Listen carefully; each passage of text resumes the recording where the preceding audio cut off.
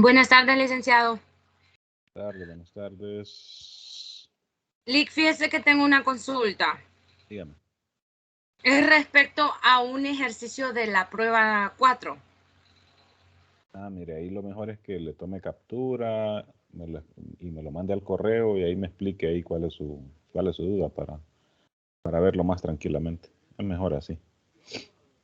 Ok. ¿Ok? Bueno. Ok. Bueno, antes de comenzar, recuerden que mañana pues ya tenemos nuestro primer examen, ¿verdad? Asegúrense, como les he venido diciendo, asegúrense de aquí en la parte de asignaciones, aquí en este link, ¿verdad? Evidencia de vacunación, poner ahí su comprobante, ¿verdad? De que está vacunado, ¿verdad? Eso lo voy a estar utilizando ahí para asegurar de que pueden hacer el examen, ¿verdad? Solo hay 14 personas que lo han subido de 30, así que asegúrense de hacerlo en caso de que alguno de ustedes no lo haya hecho, ¿no? Para el examen les puse ahí en el aviso, donde les decía el aula, aquí. Fíjense, les puse aquí, el aula es la 204 del D1, ¿verdad? El segundo piso del D1. Y lo otro es que les puse aquí que pueden llevar en una hoja definiciones y teoremas.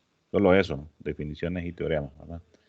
Es para no estar ahí memorizando. La verdad que, fíjense que ayuda. Por ejemplo, a mí no me permitían esto normalmente, ¿verdad? No me permitían llevar definiciones y teoremas ni nada, sino, y ni modo, las cosas más importantes tocaba memorizarlas. En parte, bueno, porque pues, uno después cuando lo quiere como retomar de alguna manera, es más fácil de recordar cuando uno lo memoriza.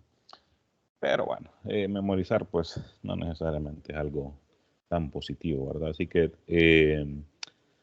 pueden llevar, ¿verdad? En una hoja, por ejemplo, por decirles algo, ¿verdad? Vamos a ver aquí qué aparece. Orden de un grupo, bueno, eso creo que, pero no sé, ustedes pueden llevar las que ustedes quieran. ¿De cuáles? De estas que aparecen aquí en el libro como definiciones o de estos que aparecen como teoremas, ¿verdad? No necesariamente tiene que ir tal cual como está aquí, ¿verdad? Pero, por ejemplo, esto, de repente si yo lo voy a anotar, se resumiría algo así, ¿verdad? Que decía H es un subgrupo de G, si cuando A y B están en H, eso implica que A por B inversa está en H. Entonces, al final, prácticamente lo que dice en forma resumida el teorema es esto. Entonces, podría copiarlo así, ¿verdad? No necesariamente textualmente como está aquí.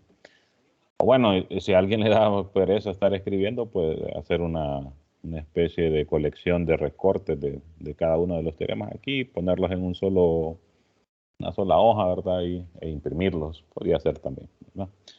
Y pues lleven ahí las que ustedes consideren que creen que son las más importantes, ¿verdad? No es necesario sacar todos los teoremas de aquí porque pues hay algunos que no son tan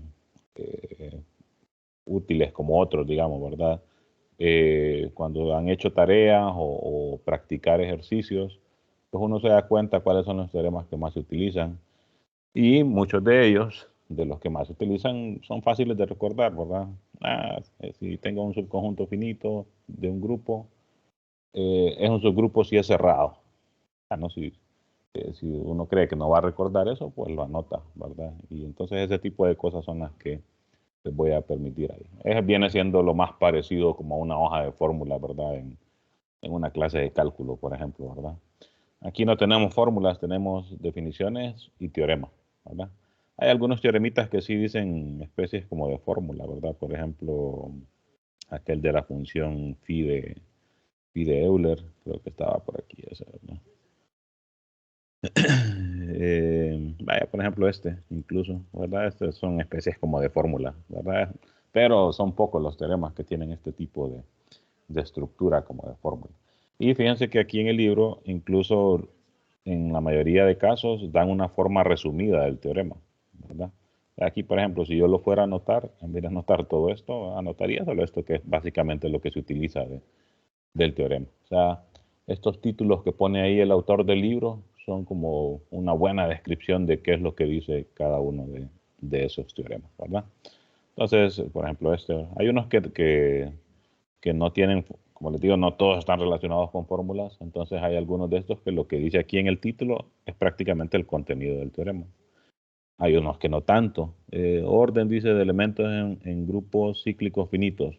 Ahí no me está diciendo nada, solo es como de qué se trata este teorema, ¿verdad? Entonces hay algunos en los que sí, ¿verdad? Me dice directamente cuál es el contenido del teorema. Hay otros que solo es como un título para el mismo, ¿verdad? Así que bueno, pueden llevar eso, ¿verdad? Se lo voy a estar chequeando ahí antes de iniciar el examen, ¿verdad? No sé si tiene alguien alguna consulta sobre algún aspecto relacionado con el examen. Si no, pues avanzamos con los temas. ¿No? Bueno, pues si no, pues recuerden cualquier cosa me pueden consultar también al correo, ¿no?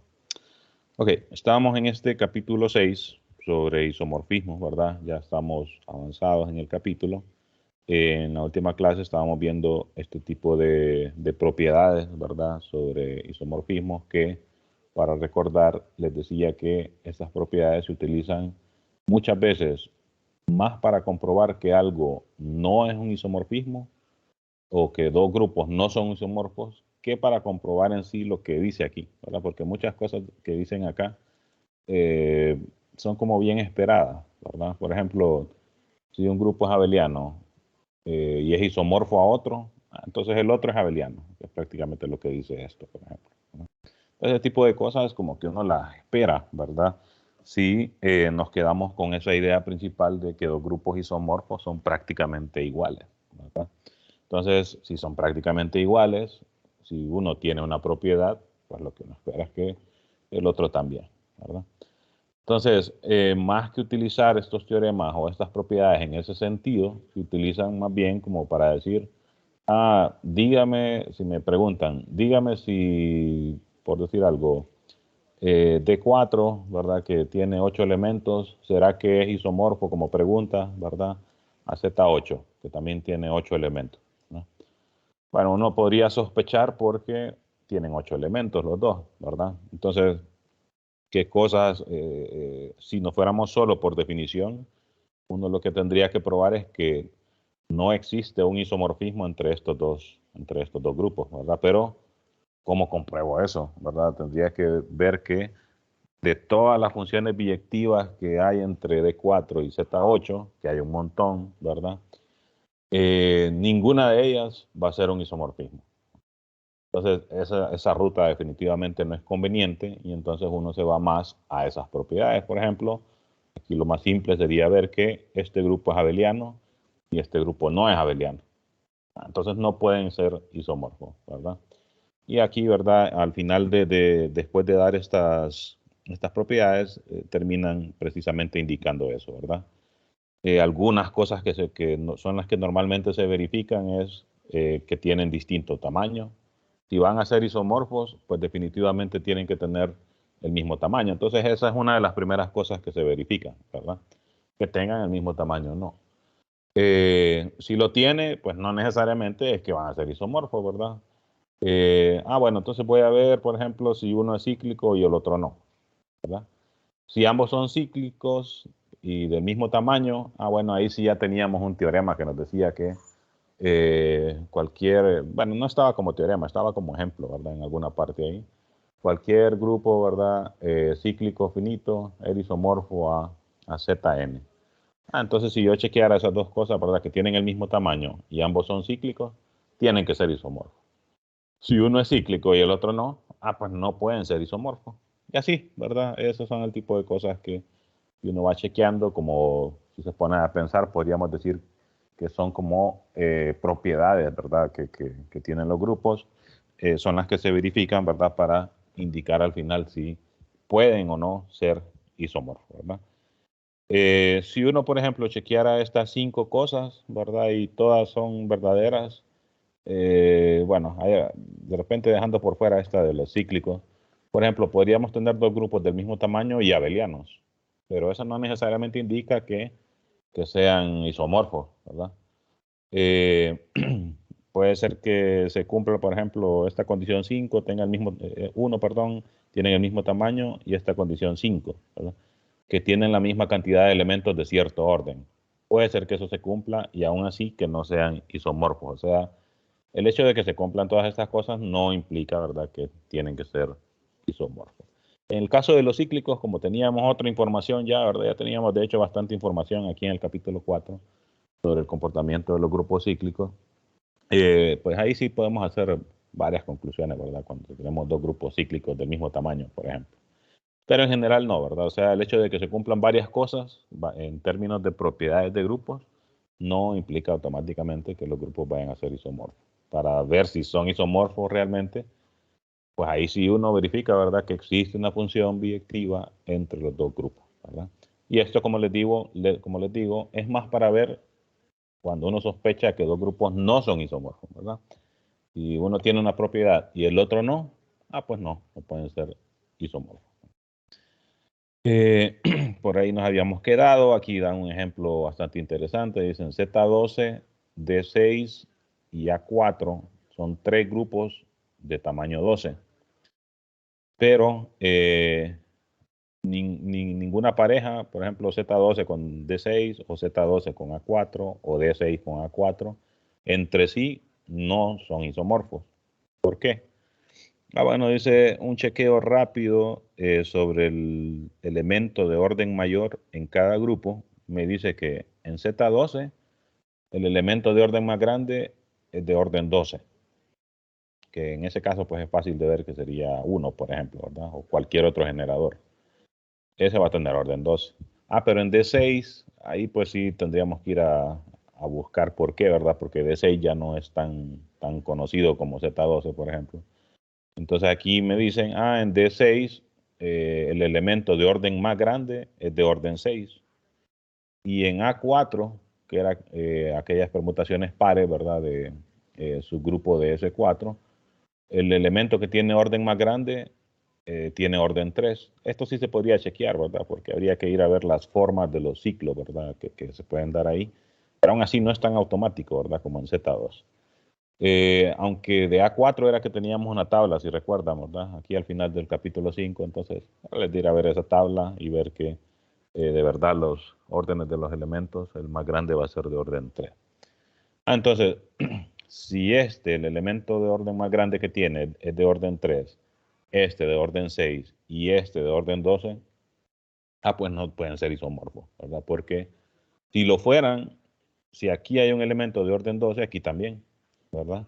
Si aquí hay un elemento de orden 12 y este fuera isomorfo a este, entonces aquí también tendría que haber un elemento de orden 12, ¿verdad?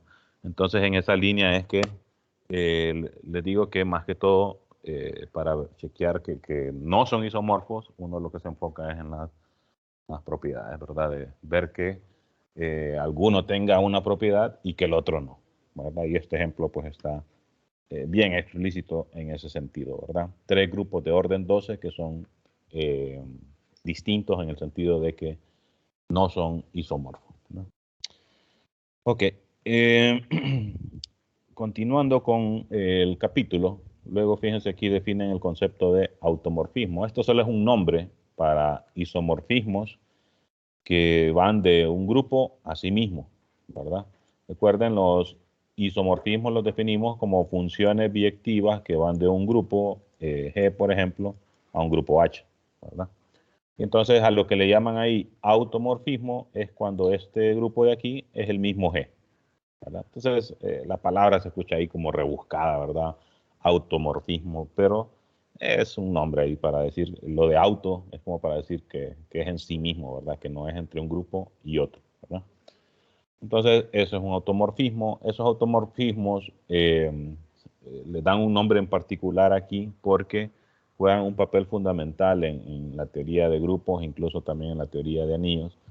Se utilizan para clasificar, ¿verdad?, diferentes tipos de grupos, ¿verdad? Y recuerden que les he mencionado varias veces que ese es como uno de los problemas principales, ¿verdad?, en esta temática, poder decir, así como estábamos diciendo ahorita, hay tantos grupos de orden 12, aquí tenemos 3, ¿será que hay más? Bueno, entonces muchos de los conceptos que se definen en toda esta teoría van como que asociados con querer responder a esa pregunta, ¿verdad?, de clasificar grupos, ¿verdad?, en el sentido de poder decir cuántos grupos de orden tanto existen, ¿verdad? Ese problema ya está completamente resuelto, ¿verdad? Les he mencionado ahí que incluso aquí en el libro hablan un poco de ello, ¿verdad? Ok, aquí hacen algunos ejemplos, pues, pero aquí pues es como tener ejemplos de isomorfismos que ya habíamos visto varios anteriormente, ¿verdad? Entonces solo se los dejo ahí que los vean, ¿verdad? Son funciones que ya lo que tienen, como les digo, es que están definidas entre un grupo y el mismo, ya no entre un grupo y otro, ¿verdad? En el sentido de la cuestión de ser isomorfos, les había mencionado también que todo grupo es isomorfo a sí mismo, ¿verdad? De hecho, el ejemplo básico de un automorfismo es la función identidad, ¿verdad?, la que a cada elemento le asocia el mismo, ¿verdad? Esa función, habíamos mencionado que cumple todos los requisitos para ser isomorfismo y se utiliza para comprobar ese hecho, ¿verdad?, de que todo grupo es isomorfo con sí mismo, ¿verdad? Hay ciertos tipos particulares de automorfismos, como estos de acá. Nuevamente, fíjense, tienen un nombre particular y más que todo es porque juegan un cierto papel, ¿verdad? Aparece, por ejemplo, como herramientas para comprobar otros teoremas y cosas de ese estilo, ¿verdad? Entonces, fíjense, aquí le llaman automorfismo interior inducido por A. Está un nombre un poco enredado, ¿verdad? Automorfismo interior, sería inner, inducido, ¿verdad?, por A, ¿ya? Entonces, ¿cómo está definido? De hecho, este tipo de función la habíamos visto anteriormente. Está definido de esta manera. Se le llama phi sub A. Nosotros habíamos hablado de un ejemplo similar a esto con matrices, ¿verdad?, que está en este mismo capítulo. Se llamaban phi sub M, si no me equivoco, ¿verdad? Déjenme ir para que lo recuerden. Estaba aquí cuando se hacían ejemplos de diferentes tipos de isomorfismo. Entonces, entre el grupo de matrices de 2×2, ¿verdad?, de las especiales, se define esta función, phi sub m de a m por a por m inverso. Y aquí se verificó que esta función es un isomorfismo. Entonces aquí como que se generaliza esa estructura de función, ¿verdad?, a grupos arbitrarios, y entonces a ese tipo de isomorfismo se le llama automorfismo interior inducido por A. En aquel caso de esas matrices hubiese sido automorfismo interior inducido por la matriz M que estaba ahí, ¿verdad? Entonces está definido como phi sub A de X igual a por X por A inverso. La prueba de que en serio o que de verdad es un isomorfismo se deja aquí como, se la dejan a uno, ¿verdad? Y es una imitación prácticamente, de hecho aquí mismo lo dicen, sería imitar la prueba que está ahí en ese ejemplo, ¿verdad?, para verificar que en general eso funciona, ¿no? Entonces,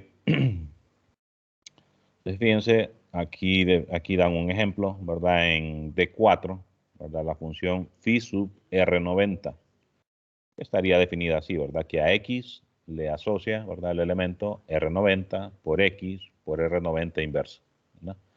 Y entonces aquí hacen una tablita, así como esas tablitas que uno hace en, qué sé yo, en 110, ¿verdad?, con valores de X y Y, ¿verdad? Le da valores a la X, encuentra valores de Y a partir de la fórmula de la función. Aquí similar, ¿verdad? Le dan valores a X, ¿verdad? Todos que son los elementos de D4 y se calcula, entre comillas, la coordenada en Y, que sería la imagen, ¿verdad?, correspondiente a cada X que se toma acá, ¿verdad? Aquí vemos los posibles resultados y ya que este grupo es pequeño, ¿verdad?, solo tiene 8 elementos, se puede visualizar directamente que esta función sí es biyectiva, ¿verdad?, porque a cada elemento se le asocia un único. De hecho, noten que a cada rotación se le asigna la misma rotación, ¿verdad? Pero aquí ya con las reflexiones aquellas con respecto a diferentes ejes, ahí sí cambia, ¿verdad? la imagen de H es B, la imagen de B es H. Si uno quisiera verificar esto, pues lo más rápido sería ir a ver aquella tablita, ¿verdad?, que se tenía para el grupo S de 4, ¿verdad?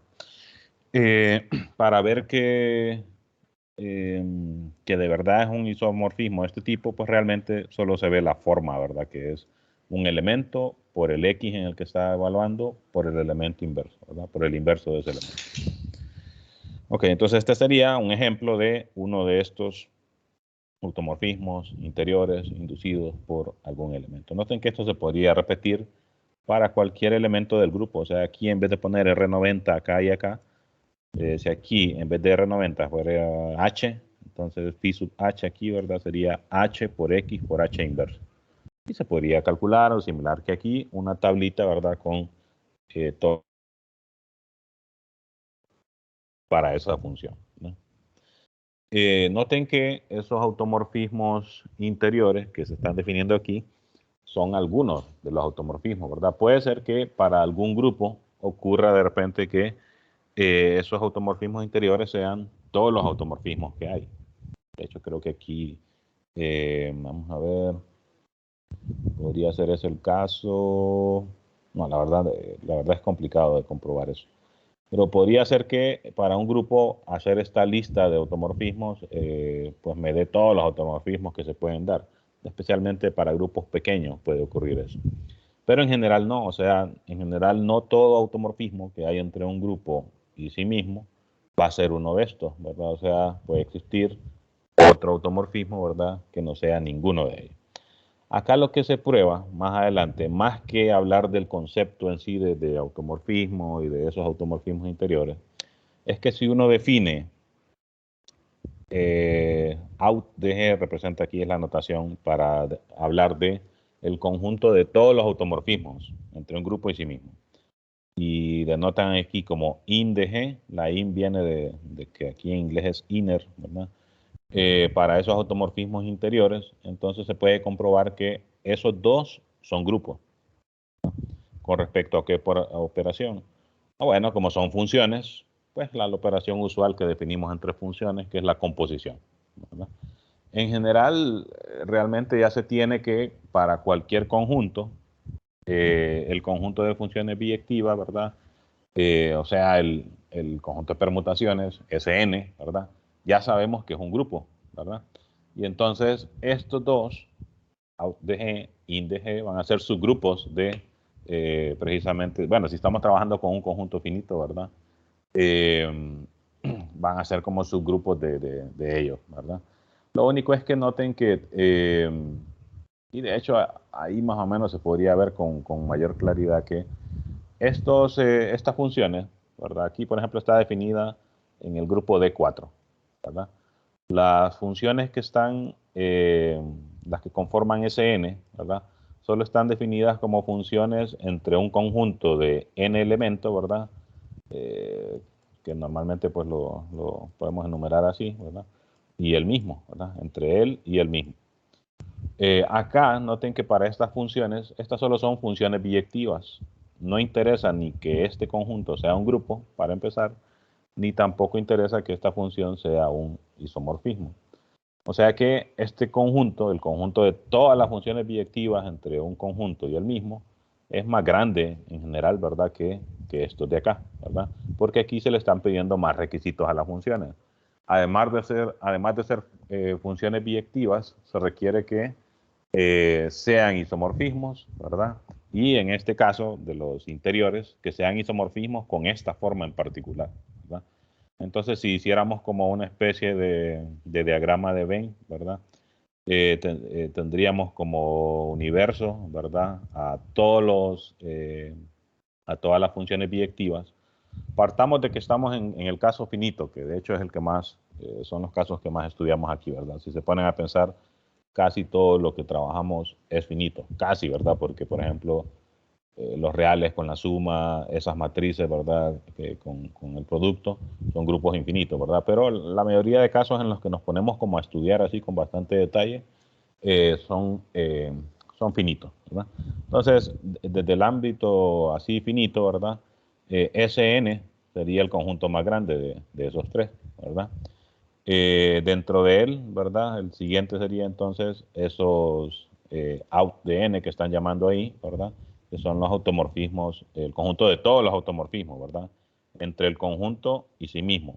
Solo que aquí, este conjunto ya es más pequeño, porque ya no solo son funciones biyectivas, como les decía, sino que también tiene que ser isomorfismos, y lo otro es que la otra diferencia que tienen es que aquí las funciones que forman ese n no le interesan a esas funciones que el conjunto en el que estén definidos sea un grupo, no. A las de los automorfismos sí, ¿verdad? Entonces, estas serían, ¿dónde lo pongo para que se vea mejor? De hecho, mejor voy a poner el nombre de ese n, lo voy a poner adentro para que se vea mejor. O sea, ese n sería aquí el más grande, luego entonces estaría esos automorfismos, ¿verdad? Le voy a llamar n a este conjunto, ¿verdad? De aquí, n. Entonces, los automorfismos en n, asumiendo que ya es un grupo, ¿verdad? Para que tenga sentido hablar de automorfismos, o sea, n tendría que ser un grupo de n elementos, por ejemplo, zn, ¿verdad? Y más pequeño, ¿verdad? Estaría dentro de Sn, y dentro de los automorfismos, ¿verdad? Estarían esos automorfismos interiores, ese que se está llamando ind n, ¿verdad? Lo único es que acá, como les digo, quizás la comparación acá entre estos tres conjuntos no es tan conveniente, en el sentido de que, como les digo, a estos dos les interesa la estructura de grupo en el conjunto, y a los otros dos, y a Sn, perdón, a este no, ¿verdad? Pero son funciones biyectivas al final, tanto estas, ¿verdad? Son funciones biyectivas. Entonces, en ese sentido, pues sí podríamos hacer este tipo de diagrama, ¿verdad? Al final, pues digo, sí podríamos decir que estos dos tipos de conjuntos son diferentes a este, ¿verdad? En el sentido de que se requiere que el conjunto en el que estén definidos sea un grupo, ¿verdad? Entonces sí tomar esa consideración. Se comprueba entonces que esos dos son grupos, ¿verdad? Como, bueno, se deja, fíjense, como ejercicio, pero no es complicado. Porque aquí dice, vamos a ver si dice que los grupos tengan que ser finitos o no. No, no dice. Entonces lo que tendríamos que hacer es, en general, como los grupos en los que estamos trabajando no necesariamente son finitos, entonces el conjunto ese de automorfismos puede ser infinito. O sea, vamos a pensar, si el grupo en el que estoy trabajando son los reales con la suma, ¿verdad? Y pienso, ¿verdad? ¿Cuáles serán, cuál será aquí el grupo de todos los automorfismos, ¿verdad? En este grupo. O sea, cuáles son todas las funciones biyectivas entre R y R y que de paso son isomorfismos. Se ponen a pensar, está como difícil, ¿verdad? Tratar de contestar esa pregunta. Funciones biyectivas definitivamente van a haber infinitas, ¿verdad? Por ejemplo, todas las rectas, todas las funciones lineales que no son horizontales, ¿verdad? Todas esas son automorfismos, ¿verdad? Son funciones biyectivas. A ver, no, más bien esas solo serían funciones biyectivas, ¿verdad? Ya para hacer automorfismo se requiere un poco más, ¿verdad? Que se preserve la operación. Entonces, de hecho, una recta en general no va a cumplir con eso. Las que son las que pasan por el origen, esas creo que sí cumplen con ese requisito. Y de esas también hay infinitas, ¿verdad? Rectas, pónganse a pensar en el plano. Rectas que pasan por el origen, hay infinitas, ¿verdad? Para cada pendiente que tome, hay una recta de esas correspondientes. Entonces, lo más seguro es que aquí el conjunto de automorfismos en R, perdón, sea infinito, ¿verdad? Estoy diciendo que de repente esas podrían ser algunas. Lo estoy diciendo así un poco al aire, sin pensarla tanto. Creo que sí funciona. De hecho, solo para como asegurar por lo menos que esas funcionan, estoy diciendo que las funciones lineales, ¿verdad? Que pasan por el origen, que serían rectas así, ¿verdad? Donde m es un número real distinto de 0. M distinto de 0. Son isomorfismos. Bueno, definitivamente son biyectivas, ¿verdad? Este tipo de funciones. Preservan la operación. Bueno, la operación es de suma, ¿verdad? Entonces, si evaluamos la función en una suma, me queda aquí sustituir en vez de x, ¿verdad? La suma, y la puedo separar como m por x, ¿verdad? M por y, y esto pues precisamente sería la función evaluada en x, y esto la función evaluada en y. O sea que sí, ¿verdad? Así se preserva la operación, y entonces aquí tendríamos una infinidad de funciones de isomorfismo, ¿verdad? Entre R y R. O sea que este conjunto en tamaño, ¿verdad? Es infinito, ¿verdad? Han de haber más, ¿verdad? Estas solo son algunas de esas funciones, pero solo estas ya son infinitas, entonces si hay más, pues en todo caso se agranda esta cantidad, ¿verdad? Y entonces, ¿cómo verifico que estos dos son grupos? Lo que estaríamos tratando de comprobar es que estos son subgrupos del grupo formado por todas las funciones biyectivas, ¿verdad? Aquí no le hemos puesto un nombre a ese grupo. Hay ciertos libros que, por ejemplo, le llaman A de... Y yo tengo un grupo G, ¿verdad? Entonces lo denotan como A de G al conjunto de todas las funciones, ¿verdad? De G en G, que son biyectivas, ¿verdad? Tal que F es una biyección.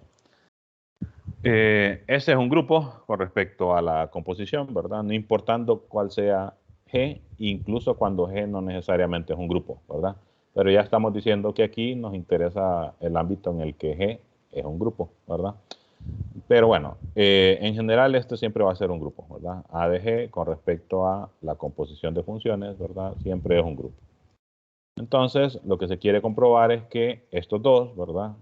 Automorfismos de G, automorfismos interiores, ¿verdad? De G, que estos dos son subgrupos de este de aquí, ¿verdad? O sea, quisiéramos comprobar esto de acá. Automorfismos de G es un subgrupo de A de G. Y lo mismo con el otro, ¿verdad? Que los interiores también es un subgrupo de A de G. ¿Cómo lo compruebo? Bueno, con alguno de los test que utilizamos allá en el capítulo que vimos los subgrupos, ¿verdad? Aquel de un paso, o había el otro de dos pasos, ¿verdad?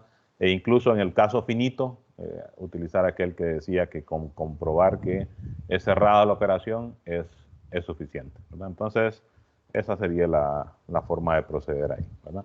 De repente conviene dividirlo, ¿verdad? En el caso finito, bueno, eso lo vamos a comprobar que la operación es cerrada.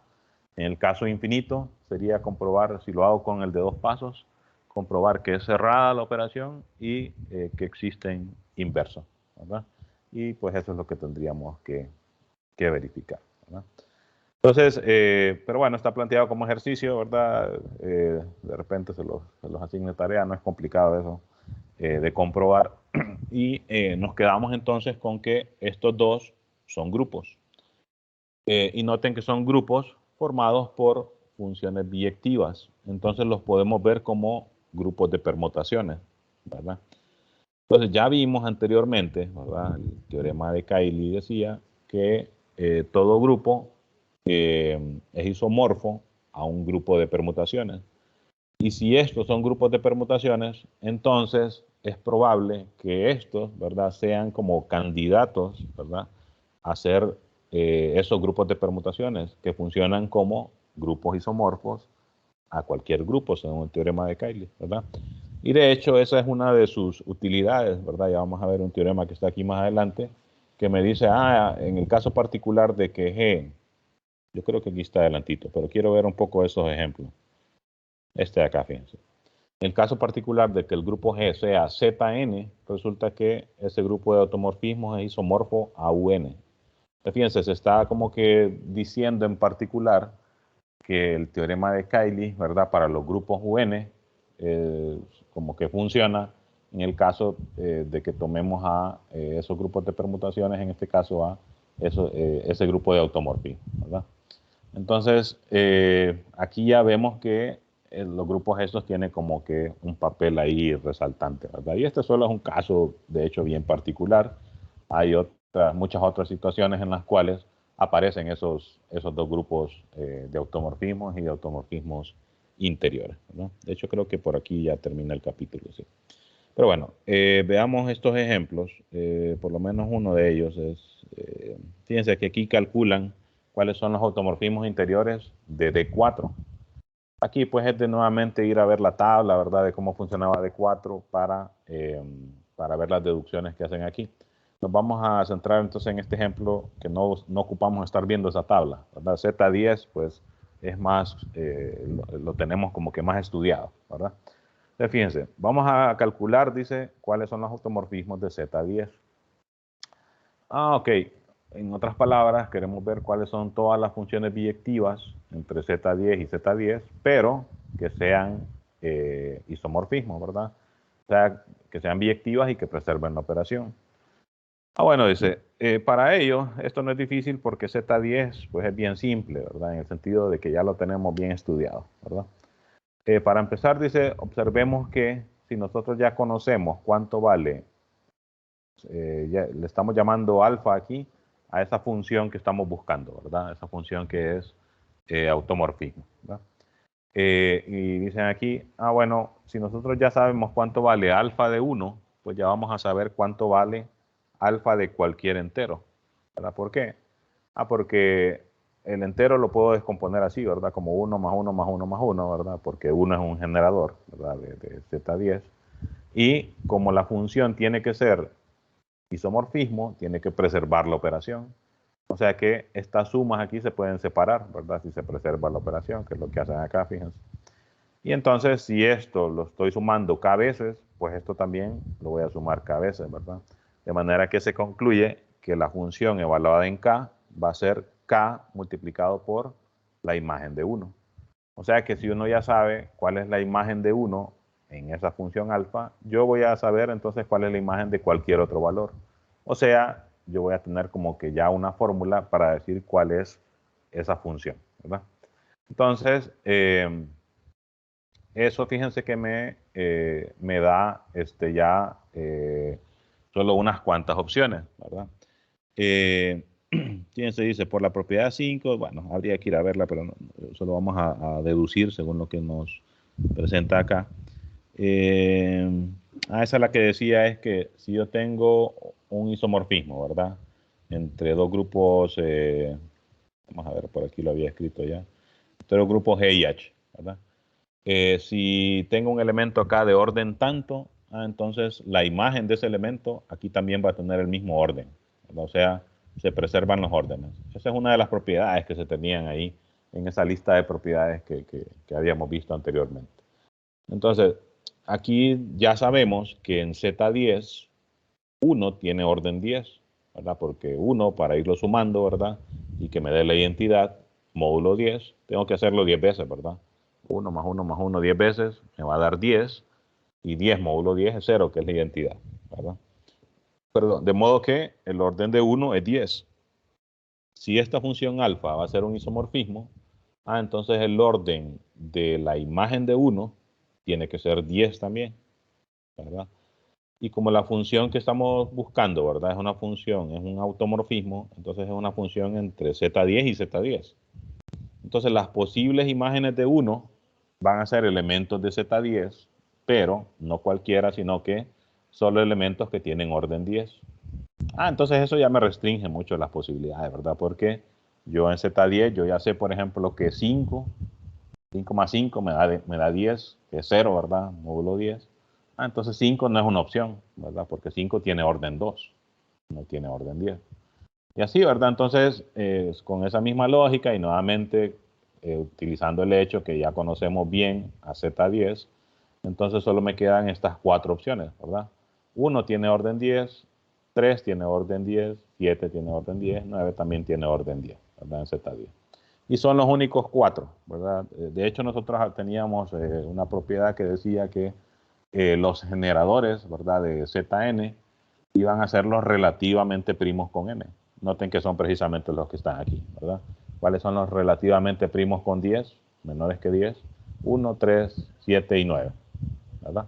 Entonces estos son los generadores de Z10 y pues por tanto son los que tienen orden 10, ¿verdad? Entonces eso me da solo 4 opciones para estas funciones, estos automorfismos que estamos buscando. Una, la que la imagen de 1 sea 1. Otro, la que la imagen de 1 me dé 3 y así sucesivamente, ¿verdad? De manera que solo tengo 4 posibilidades. Noten que estas estas 4 posibilidades definitivamente me van a generar distintas funciones, ¿verdad? Porque pues si la imagen de uno me da algo, ¿verdad? Y por otro lado me da otra cosa, ya esas funciones pues automáticamente son diferentes, ¿verdad? Porque funciones iguales me tienen que dar pues los mismos resultados. Entonces, aquí entonces tendría ya 4 posibilidades, ¿verdad? 4 funciones diferentes que pueden ser automorfismos, ¿verdad? Y además ya podemos decir cuál es exactamente cada una de ellas, por esto que dijimos acá, ¿verdad? Si alfa de 1, por ejemplo, es 3, entonces yo ya sé que la fórmula para la función va a ser que alfa de k va a ser igual a k por 3, o sea, 3k. Alfa de k igual a 3k, ¿verdad? Si yo escojo esta opción, ¿verdad? En la que alfa de 1 es 9, entonces la fórmula para la función va a ser que alfa de k va a ser k por 9, o sea, 9k. Entonces solo me quedan como posibles fórmulas, ¿verdad? Para esas funciones que van a ser automorfismos ahí, solo me queda el caso en el que alfa de k va a ser igual a k por 1, ¿verdad? En el caso de que la imagen de 1 sea 1, ¿verdad? K por alfa de 1, y si alfa de 1 es 1, entonces sería K por 1, o sea K. Y esta pues es la función identidad, ¿verdad? El otro caso es que alfa de 1 sea pues cualquiera de estas otras 3 opciones. Entonces en el caso de que sea 3, ¿verdad? Me va a quedar 3K. En el caso de que sea 7, pues me queda 7K. Y en el caso de que sea 9, pues me queda que alfa de K es 9K, ¿verdad? Y estas serían las fórmulas de esas funciones, o sea, las fórmulas de esos automorfismos. Entonces noten que con eso ya estamos diciendo con bastante precisión, ¿verdad? Cuáles son específicamente esos automorfismos de Z10, ¿verdad? Y observen que si hubiésemos empezado en vez de Z10 o Z20, por decir algo, lo que hubiese cambiado es que aquí se hubiera dicho, las opciones para alfa de 1 van a ser los elementos que tengan orden 20. Si en vez de 10 hubiese sido 20, ¿verdad? ¿Cuáles serían esos? Los relativamente primos con 20, ¿verdad? 1, 3, ¿cuál sería el siguiente? 7, ¿verdad? 9, van a estar todos los primos ahí. 3, 9, va a estar 13, ¿verdad? Todos los primos. Y yo creo que solo serían eso, ¿verdad? Todos los primos 3 y 9, ¿verdad? Y ahí todos los demás no son relativamente primos con 20, ¿verdad? 12, 14, 15, 16, 18, todos esos no son relativamente primos con 20. Entonces, noten que ahí, en esta parte del argumento, si en vez de 10 cambiamos a 20, lo que pasaría es que aquí habrían más opciones, ¿verdad? ¿Cuáles? Los relativamente primos con el entero que estemos trabajando, ¿verdad? En otras palabras, esta argumentación que estamos haciendo aquí no sería muy difícil de cambiarla si la generalizamos a que en vez de Z10 fuera ZN, ¿verdad? Aquí tendríamos más opciones que serían los relativamente primos con N, y entonces incluso ahí podríamos decir que la cantidad de automorfismos que van a quedar va a ser lo que me da aquella función phi de n, que precisamente lo que contaba era cuáles son la cantidad, ¿verdad?, de enteros relativamente primos con n, ¿verdad? Aquí incluso, ¿verdad? Me dicen, fíjese que si uno se pone a hacer cálculos, ¿verdad? Por ejemplo, para ver cómo funciona ese grupo, ¿verdad?, de automorfismo. Aquí, fíjense, me están diciendo, por ejemplo, si uno hace la composición de alfa 3 con alfa 3, va a dar alfa 9. ¿Cómo hacen eso? Pues utilizando la definición de composición, ¿verdad? Dice aquí, por ejemplo, alfa 3, composición con alfa 3 evaluada en 1, me da, recuerden que evalúo de derecha a izquierda, evalúo primero aquí alfa 3 de 1 es 3. Y si después evalúo alfa sub 3 en 3, bueno, alfa sub 3, aquí están denotando alfa sub 3 como este caso de aquí, ¿verdad? La que da multiplicar por 3. O sea, incluso le voy a poner los nombres aquí. Esta sería la que están llamando ahí alfa 1, esta es la que están llamando alfa 3, ¿verdad? Esta alfa 7 y esta alfa 9. Multiplicar por 3, multiplicar por 7, multiplicar por 9. Y entonces, con solo ver cuál es la imagen de uno, es suficiente para decir cuál es el resultado, porque solo tengo 4 opciones, ¿verdad? Entonces, si la imagen de uno me da 3, cuando hago la composición, pues yo sé que tiene que ser alfa 3. Si la imagen de uno, al hacer así la composición, ¿verdad? Me da 9, entonces eso significa que el resultado de la composición va a ser alfa 9. Y así. Entonces, si ustedes comparan las tablas entre estos dos grupos, son pequeños, ¿verdad? Entonces se puede hacer esa comparación. Observen que funcionan de manera idéntica, ¿verdad? 1, 3, 7 y 9, 1, 3, 7 y 9, ¿verdad? No hay, vamos a ver, no, si hay simetría, ¿verdad? No, lo que no tiene es como en otros casos que nos pasaba que aquí en la diagonal nos quedaban exactamente los mismos elementos, aquí no, pero observen que en este caso tampoco, ¿verdad? 1, 9, 9, 1, 1, 9, 9, 1, ¿verdad? Y si la analizamos bien, ¿verdad? Por ejemplo, aquí en este triangulito de abajo tengo 9, 7 y 7, 9, 7 y 7. Estas dos tablas son idénticas, ¿verdad? Excepto porque los elementos son distintos, ¿verdad? Aquí son números enteros y aquí son funciones, ¿verdad? Pero la estructura es la misma, entonces estos dos grupos son isomorfos, ¿verdad? Y eso es lo que generalizan aquí en este teorema. Me dicen, los automorfismos de Zn siempre va a ser como grupo, ya se dijo acá que es un subgrupo, ¿verdad? De las funciones biyectivas. Ya se dijo que es un grupo, ¿verdad? Dejémoslo así. Y entonces como grupo, por lo menos para el caso en el que el grupo que tenemos aquí es Zn, siempre va a ser isomorfo a Un. O sea, si es isomorfo, pues prácticamente es el mismo grupo. Entonces es como que estemos diciendo, ese grupo de automorfismos de Zn no va a ser otra cosa que Un, como que podríamos simplificar diciéndolo así, ¿verdad? Ya sabemos que no son exactamente iguales, pero que son prácticamente la misma cosa en el sentido de su estructura como grupo, ¿verdad?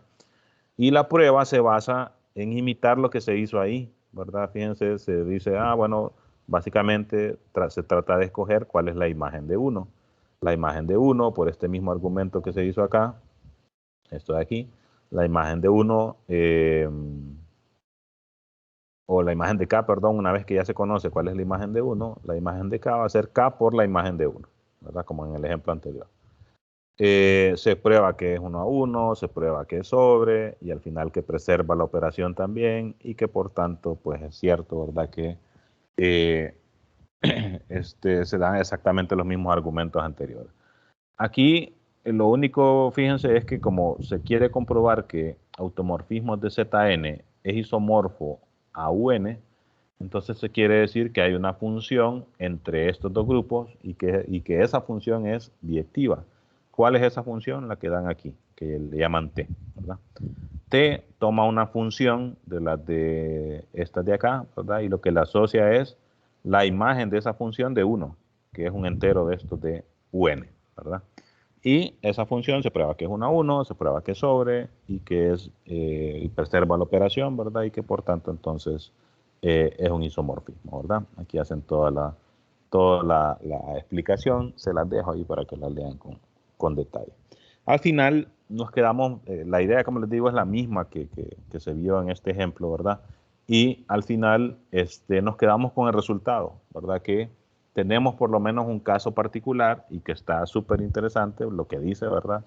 Que los automorfismos de Zn es isomorfo a Un. Y, como les digo, como abusando del lenguaje, nosotros vamos a decir los automorfismos de Zn es Un. No es Un, ¿verdad? Es isomorfo a Un. Pero, como les digo, como para abreviar, para resumir, uno se queda diciendo, ese grupo de automorfismos es Un, ¿verdad? Ok, entonces eso es lo último que prueban en esta sección. Aquí hacen un último ejemplo. Observen que lo hacen en S4. Y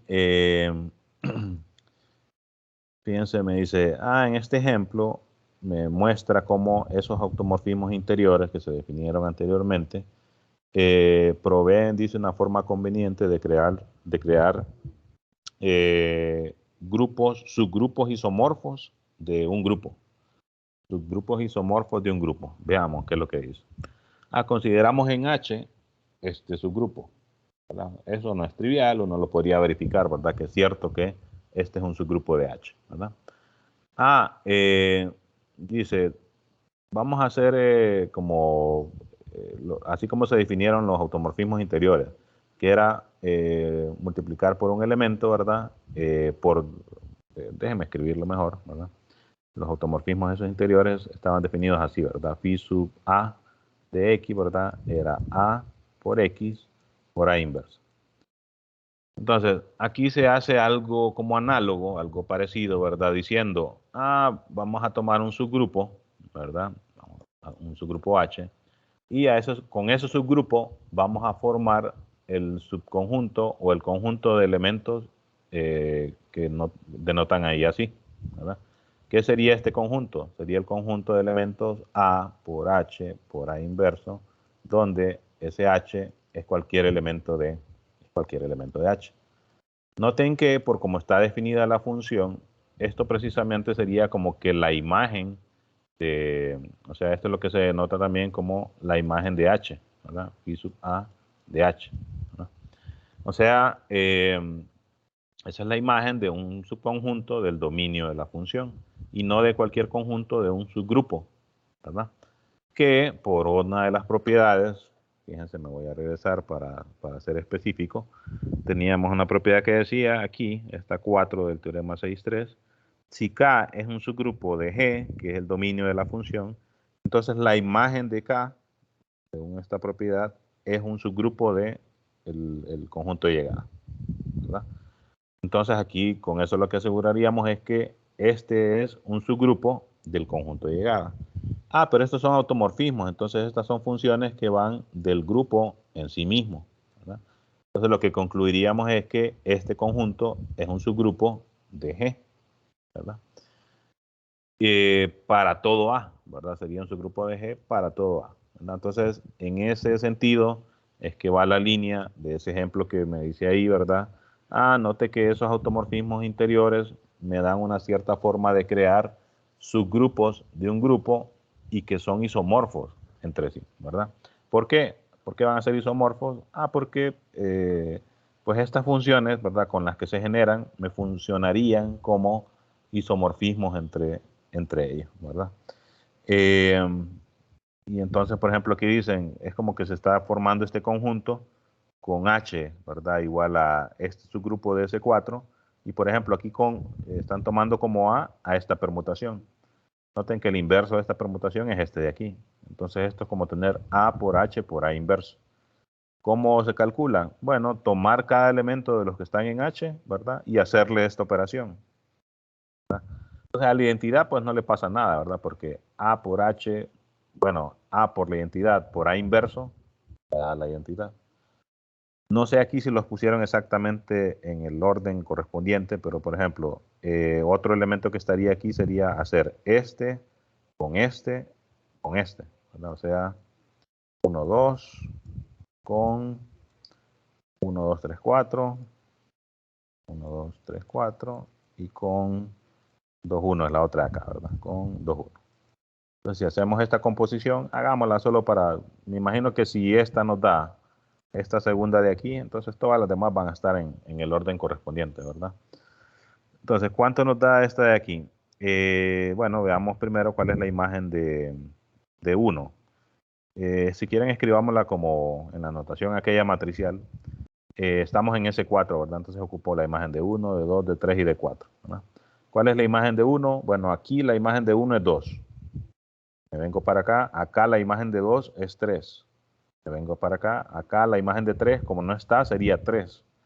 Entonces en la composición esta, ¿verdad? La imagen de 1 es 3, ¿verdad?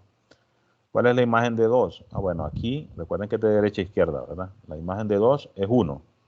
Aquí la imagen de 1 es 2. Y aquí la imagen de 2 es 1. O sea que aquí el resultado sería 1, ¿verdad? ¿Cuál es la imagen de 3? Bueno, aquí como no está, la imagen de 3 es 3. Acá la imagen de 3 es 4, ¿verdad? Y acá como no está, la imagen de 4 es 4, ¿verdad?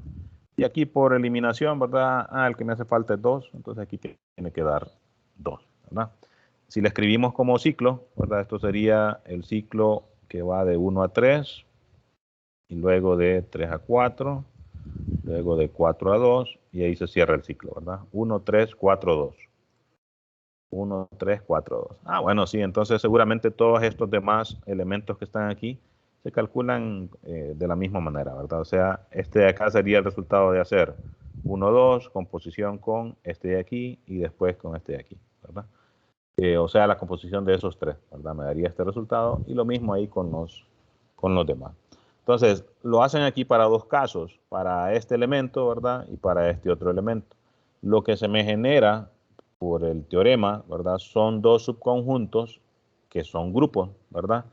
Y son grupos, no cualquiera, sino que son grupos que son isomorfos a este de acá, ¿verdad? Entonces, fíjense que, aunque no parezca, estos automorfismos interiores me están dando una forma, ¿verdad?, de crear subgrupos dentro de un grupo, que eso en general no es tan simple, ¿verdad? O sea, si yo tengo un grupo cualquiera, no es tan simple decir, deme unos 10 subgrupos de ese grupo.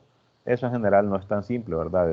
La única forma, de repente, como segura que teníamos hasta ahora, era tomar un elemento y formar el grupo cíclico generado por él. Pero ya sabemos que los grupos cíclicos pueden tener varios generadores, entonces en ese proceso se me pueden estar repitiendo los grupos cíclicos que vaya calculando. Entonces no es como que la forma más conveniente porque tendría que ir descartando esas repeticiones. Entonces aquí tenemos otra forma, ¿verdad? Entonces podríamos, por ejemplo, voy a tomar un subgrupo, vaya, el cíclico, por ejemplo. Tomo un elemento, formo el grupo cíclico generado por tal elemento. Y después hago estas que se le suelen llamar conjugaciones, ¿verdad? Si recuerdan a la función cuando se definió esa función m por a por m inverso con las matrices, se dijo ahí que se le suele llamar conjugaciones también, ¿verdad? Entonces a este tipo de operación que se hace aquí también se le suele llamar conjugación, ¿verdad? Conjugación por el elemento 1, 2, conjugación por el elemento 1, 2, 3, ¿verdad? Y así. Y esto se podría repetir, ¿verdad? Poniendo aquí, en vez de 1, 2, cualquiera otra de las permutaciones que están en S4, ¿verdad? Eso sí, ¿verdad? Puede ser que cuando haga esas conjugaciones, en algunos casos también, ¿verdad? Se me den algunas repeticiones. O sea, puede ser que yo haga este mismo proceso con este, por ejemplo, de acá. Voy a poner aquí 2, 4 y después 4, 2. Y que lo que me resulte, vaya, voy a inventar, ¿verdad? Pero habría que verlo. Que lo que me resulte sea esto mismo de aquí arriba, ¿verdad? Se me dio una repetición, no estoy obteniendo un nuevo subgrupo del grupo original, ¿verdad? Lo otro es que recuerden, aquí se están obteniendo no solo subgrupos de S4, sino subgrupos de S4 que son isomorfos entre sí, ¿verdad? Porque este tipo de funciones con las que se generan, digamos, ¿verdad? Son precisamente isomorfismos, ¿verdad? Entonces, la función que a un h le asocia a por h por a inverso, pues son las que precisamente estamos llamando automorfismos interiores y pues son automorfismos, ¿verdad? O sea, esa función se utilizaría para decir, este grupo H es isomorfo con, me fui muy lejos, este H es isomorfo con este conjunto de acá, ¿verdad? Y va a ser isomorfo con cualquier otro, cambiando la A, entonces van a ser isomorfos entre sí también, ¿verdad? O sea, todos los grupos que se generen de esa manera van a ser grupos isomorfos entre sí, ¿verdad? Y eso se puede hacer, la ventaja, lo interesante, ¿verdad? Es que eso se puede hacer en cualquier grupo, ¿verdad? Y ojo, digamos que donde tiene chiste hacerlo es en grupos que no sean abelianos, porque si un grupo es abeliano, esta operación de aquí yo le podría dar vuelta, ¿verdad? Y A por A inversa me da la identidad. O sea que este conjunto sería H, sería el mismo H, ¿verdad? Entonces, digamos que esto tiene sentido cuando los grupos no son abelianos, que son como más enredados, ¿verdad? Los grupos no abelianos, entonces, pues, más bien tienen más utilidad, ¿verdad? Porque ahí, cuando los grupos son no abelianos, es que uno, pues, tiene como que menos herramientas para lograr algún objetivo que tenga en particular, ¿verdad? con esto entonces fíjense, se termina el capítulo de los isomorfismos, ¿verdad? Ahorita fíjense cómo vamos a hacer examen. No vamos a hacer tan rápido la prueba sobre esto, vamos a hacer hasta de repente el próximo jueves, ¿verdad? Pero bueno, ahí les voy a poner en un anuncio el próximo jueves o de este lunes al otro, ¿verdad? Como para tener una especie de descanso ahí después del examen, ¿verdad? Aquí nos quedamos entonces por hoy. No sé si tienen alguna consulta, ya sea de esto que hablamos hoy o para el examen o así en general. Déjenme terminar la grabación aquí para que quede